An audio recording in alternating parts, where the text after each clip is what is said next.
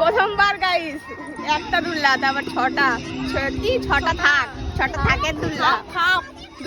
দূর থেকে ভেবেছিলাম যে অনেক বড় দোলনা, তা দেখি না ছোট একটা। কারণ আজকে তো হবে না, আজকে দোকানপাট আসছে আর মেলা হবে কাল থেকে শুরু।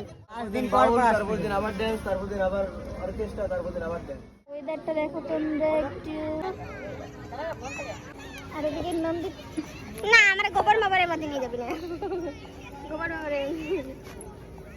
By bye. Bye bye guys.